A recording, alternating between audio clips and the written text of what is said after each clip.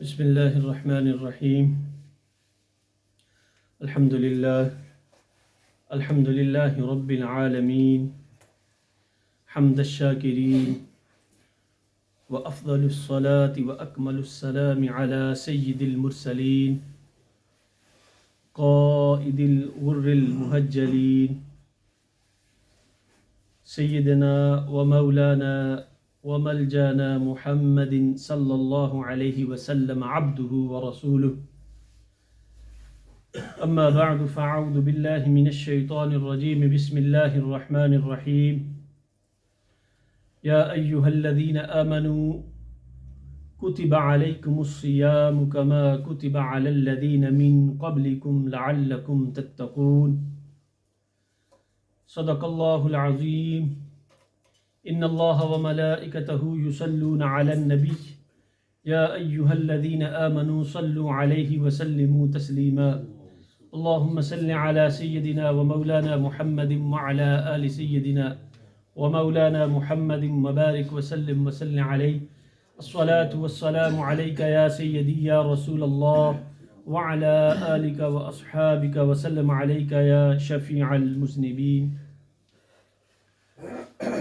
سامعین ذی وقار، ماہ رمضان المبارک کی آمد ہے. اللہ رب العزت کا لاکھوں بار شکر ہے کہ اس نے امت محمدیہ صلی اللہ علیہ وآلہ وسلم پر کرم فرمایا کہ ان کی بخشش اور نجات کے لیے یہ ماہ مقدس عطا فرمایا.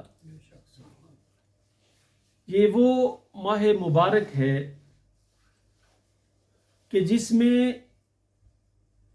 ایمان اور نیک اعمال کے ساتھ جس میں انسان اگر عمل کرے تو اس کو نیکیوں کا موسم بہار کہا جاتا ہے.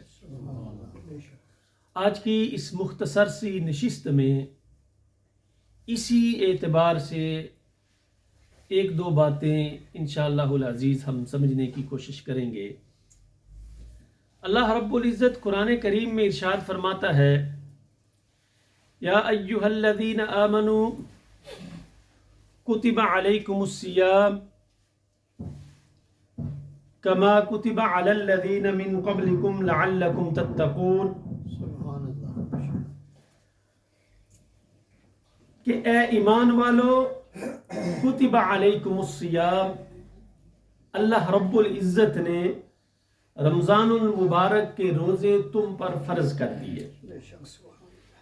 نبی اکرم نور مجسم سید الاولین والآخرین صلی اللہ علیہ وآلہ وسلم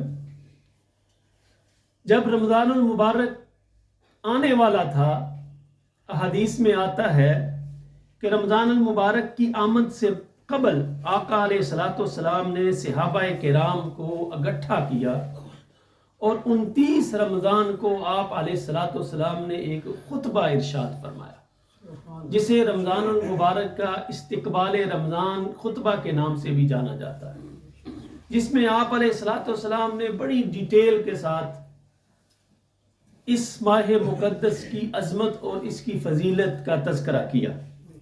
حضرت ابو ہریرہ رضی اللہ تعالی عنہ اس حدیث کے راوی ہیں. آقا علیہ السلام نے ارشاد فرمایا قال رسول اللہ صلی اللہ علیہ وسلم یبشر اصحابہ. یہ وہ خطبہ ہے جو 29 شعبان کو آقا علیہ السلام نے اپنے صحابہ کو ارشاد فرمایا. فرمایا میرے صحابیوں، یبشر اصحابہ قد جاءکم شہر رمضان،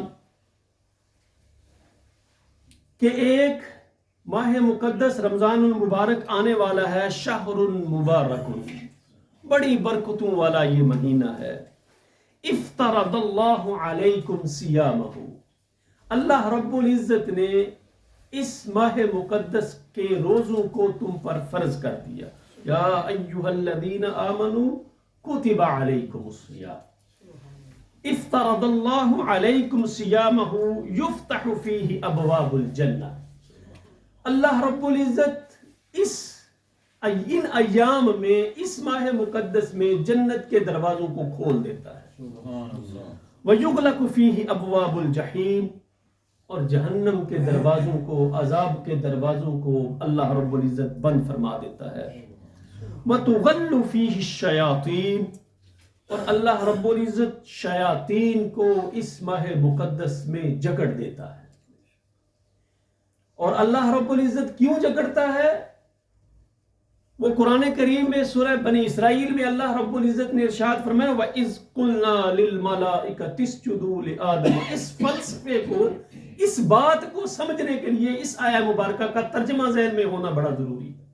وَإِذْ قُلْنَا لِلْمَلَائِكَةِ اسْجُدُوا لِآدَمَ فَسَجَدُوا إِلَّا إِبْلِيسَ، کہ اللہ رب العزت نے جب ابلیس کو حکم دیا، سب کو حکم دیا، فرشتوں کو حکم دیا کہ سجدہ کرو تم آدم علیہ السلام کو، اسجدوا لآدم قال اسجد لمن خلقت طینا.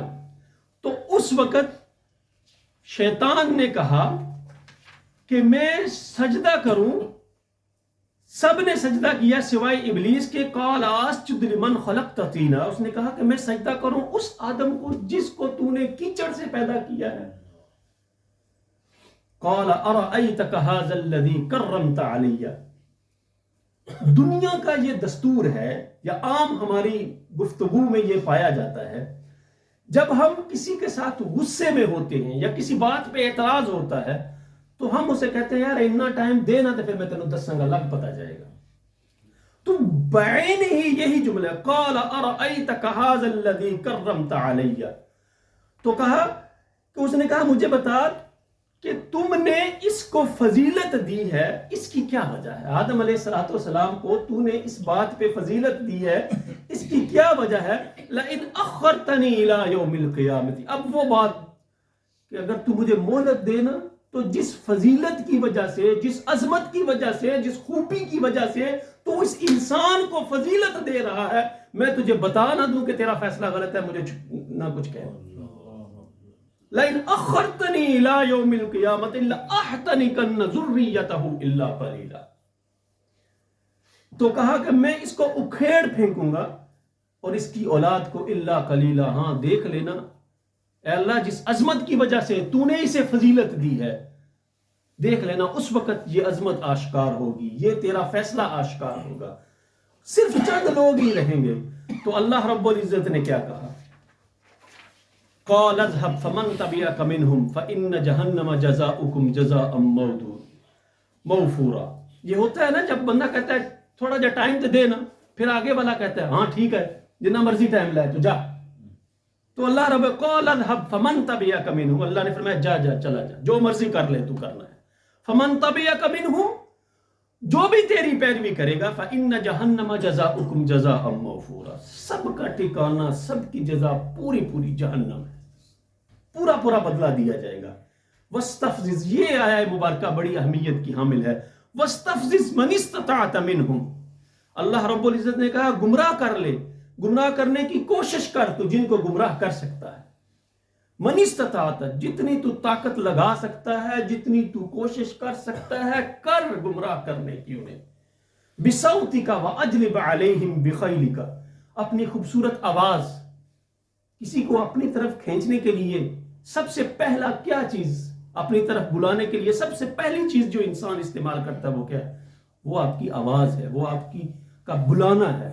تو اللہ نے کہا تو بلا کے خوبصورت آواز کے ساتھ، وَاسْتَفْزِزْ مَنِ اسْتَطَعْتَ مِنْهُمْ بِصَوْتِكَ وَأَجْلِبْ عَلَيْهِمْ، پیار سے بلا کے، خوبصورت آواز کے ساتھ بلا کے، وَأَجْلِبْ عَلَيْهِمْ بِخَيْلِكَ، اور فوج کے ساتھ انسان اپنی قوت کے ساتھ لشکر کشی کرتا ہے. کیسا خوبصورت قرآن نے وہ منظر کشی کی ہے.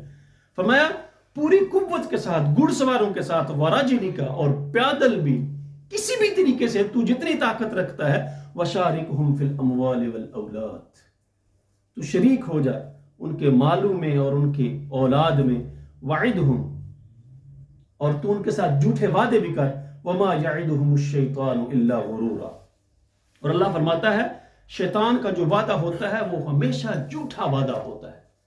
اب دیکھیں کہ آقا علیہ السلام نے فرمایا کہ جس شیطان کو قیامت تک اللہ رب العزت نے مہلت دی ہے، من استطاعت، جتنی تو طاقت رکھتا ہے، جتنی تو قوت رکھتا ہے، تو گمراہ کر لے، میں نے تجھے چھوٹ دی ہے۔ لیکن اس ماہ مبارک میں اللہ رب العزت اسے بھی وَتُغَلُّ فِيهِ الشَّيَاطِينَ، اللہ رب العزت اسے بھی جکڑ دیتا ہے، اسے بھی قید کر دیتا ہے۔ فِيهِ لَيْلَةٌ خَيْرٌ مِّنْ أَلْفِ شَهْرٍ، اور اس ماہ مقدس میں ایک ایسی رات ہے خَيْرٌ مِّنْ أَلْفِ شَهْرٍ جس کی عبادت 1000 مہینوں سے بہتر ہے۔ من حرم خیرہا فقد حرم، جو اس میں محروم رہ گیا وہ محروم ہی رہ گیا، وہ بڑا بدبخت ہے۔ ہر طرح کے وسائل کو انسان کے لیے اللہ رب العزت نے پیدا کر دیا، جنت کے دروازوں کو کھول دیا۔ انسان عبادت کرتا ہے کس لیے؟ یا ایھا الذین آمنوا اتقوا اللہ ولتنظر نفس ما قدمت لغد، کہ اللہ کا قرب اسے نصیب ہو جائے۔ اللہ نے کہا وہ قرب کے سارے راستے میں نے کھول دیے، اور گناہ کے ذریعے انسان اللہ سے دور ہوتا ہے، جہنم کی طرف جاتا ہے، تو اللہ نے کہا جہنم کے دروازوں کو میں نے بند کر دیا۔ اور جہنم کی طرف لے جانے کا کیا ذریعہ ہے؟ شیطان ہے۔ اللہ نے کہا میں نے اس شیطان کو بھی جکڑ دیا۔ اب تجھ پہ ہے انحصار کہ تو کتنی قوت کے ساتھ، کتنی توبہ کے ساتھ، کتنی انکساری کے ساتھ میری بارگاہ میں آتا ہے۔ اور پھر فرمایا من حرم خیرہا فقد حرم، اور جو اس کی خیر سے محروم رہا وہ محروم ہی رہ گیا۔ اور ہم نے یہ چیز دیکھنی ہے کہ ہمارا شمار کس میں ہوتا ہے؟ ان نیک لوگوں میں ہوتا ہے جس کو اللہ رب العزت نے فضیلت دی، یا ان میں ہوتا ہے جس کا دعویٰ شیطان نے کیا ہے کہ مجھے مہلت دی جائے تو پھر میں بتاؤں گا کہ یہ واقعی نیک ہے یا واقعی جہنم کی طرف جانے والا ہے۔ دعا ہے اللہ رب العزت دین اسلام کی ان تعلیمات کو سمجھنے اور ان پر عمل کی توفیق عطا فرمائے۔ وما توفیق الا باللہ، والصلاة والسلام علی رسول اللہ۔ سنتے ادا فرمائے۔